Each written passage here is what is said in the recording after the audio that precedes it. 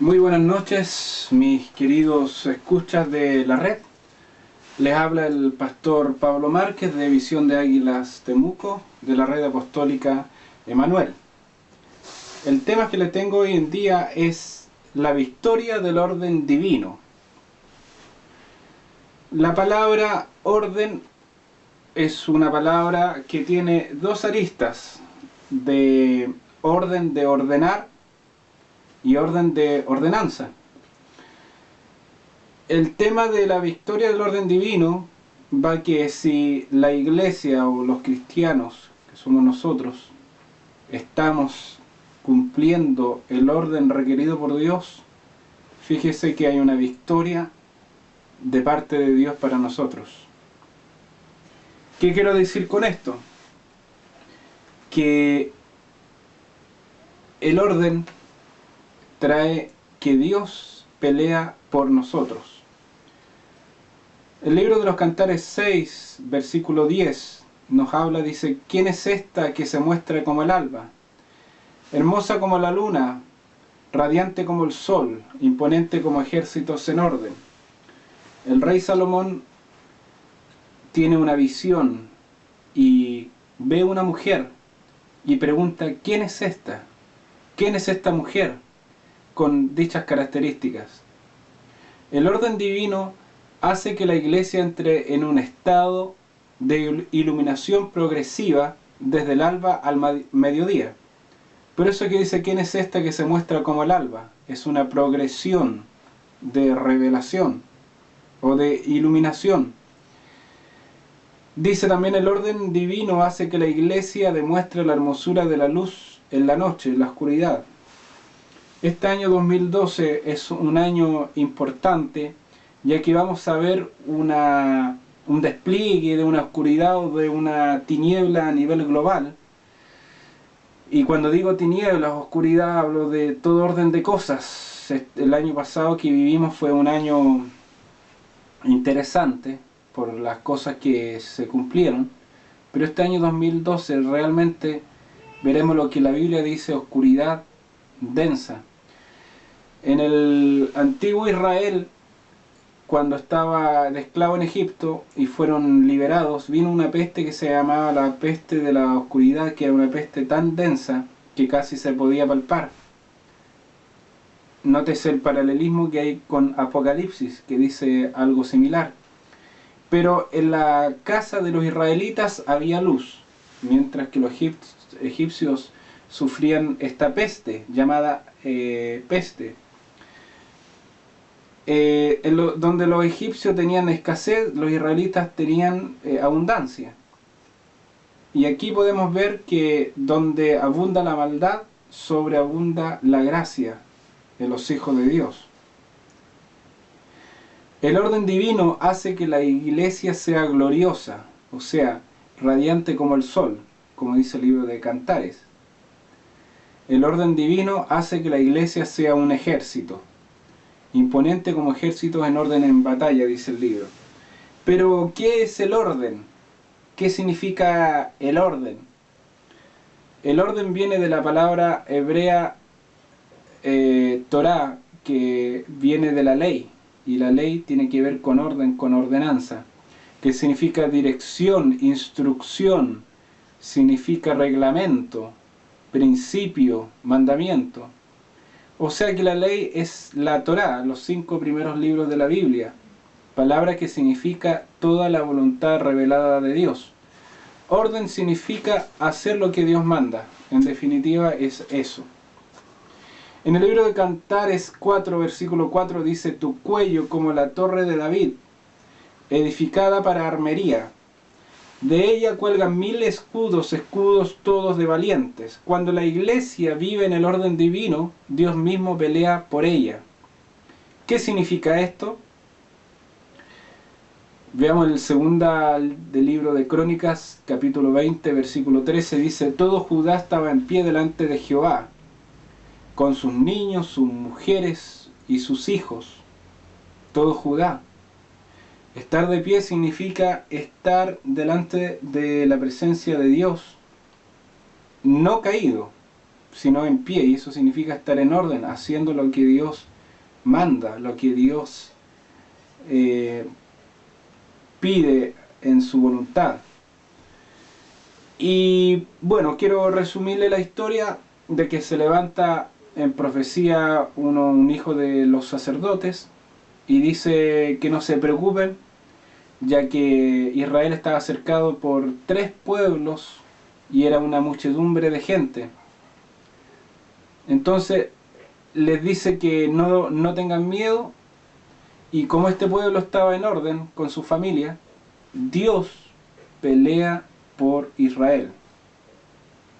Aquí dice: no tendréis que pelear vosotros en esta ocasión, apostaos y quedaos quietos. Veréis la salvación de Jehová vendrá sobre vosotros, Judá y Jerusalén. No temáis ni desmayéis, salid de mañana contra ellos, porque Jehová está con vosotros. Bueno, en definitiva, Dios luego le revela cuál es la estrategia de los enemigos.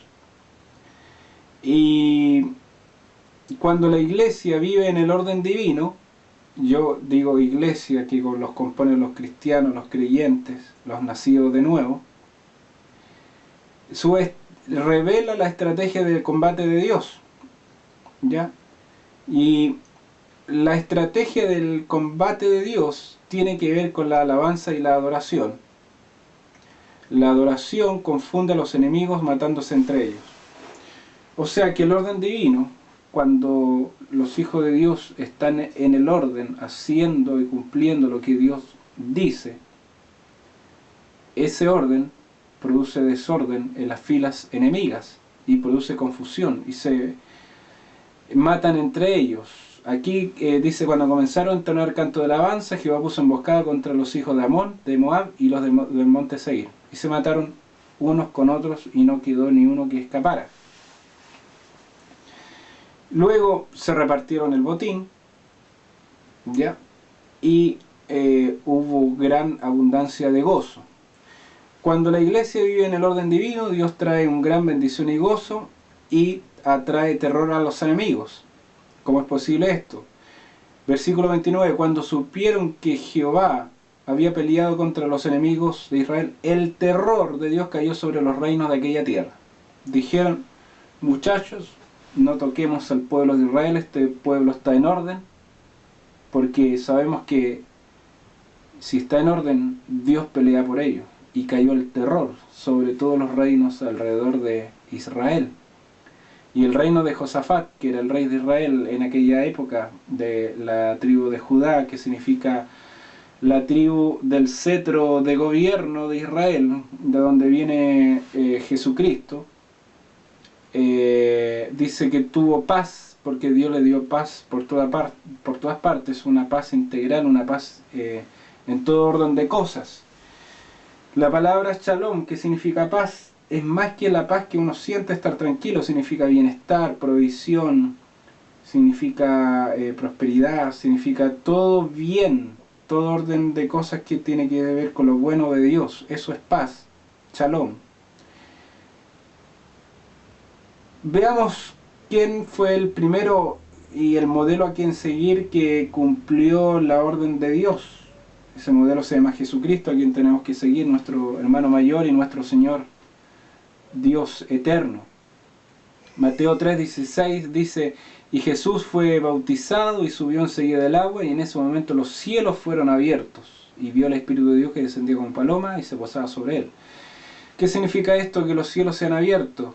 Cuando el Señor empezó a cumplir los mandamientos de Dios acerca del bautismo, porque recordemos que el Señor vino a cumplir toda justicia, y de hecho fue el único que cumplió la ley a cabalidad en condición de hombre, los cielos fueron abiertos, fueron despejados de todo ardid del enemigo, de las tinieblas, fueron despejados de toda actividad demoníaca, por así decirlo, o de gobernadores, de principados espirituales, de maldad, fuerzas de maldad. Y en ese momento que los cielos se han abierto, eso es una dimensión espiritual donde Dios puede fluir en una manera sobrenatural. Entonces se oyó la voz del cielo que decía: este es mi Hijo amado, en quien tengo complacencia. El Señor empezó a demostrar que en el orden nosotros podemos encontrar la complacencia de Dios, y cuando Dios se complace, es Dios que pelea por sus pueblos, por los suyos. Cuando la iglesia vive en el orden divino, los cielos son despejados, no hay impedimentos enemigos. Hechos 7:56 dijo: veo los cielos abiertos y el Hijo del Hombre que está a la diestra de Dios. El discípulo Esteban estaba siendo muerto, pero en el momento que estaba muriendo, él vio los cielos abiertos y luego vio que el Hijo del Hombre, o sea Jesucristo, estaba sentado a la diestra de Dios en una dimensión de autoridad. Cuando la iglesia vive en el orden divino, ve a Cristo sentado a la diestra del Padre, toda autoridad en los cielos abiertos.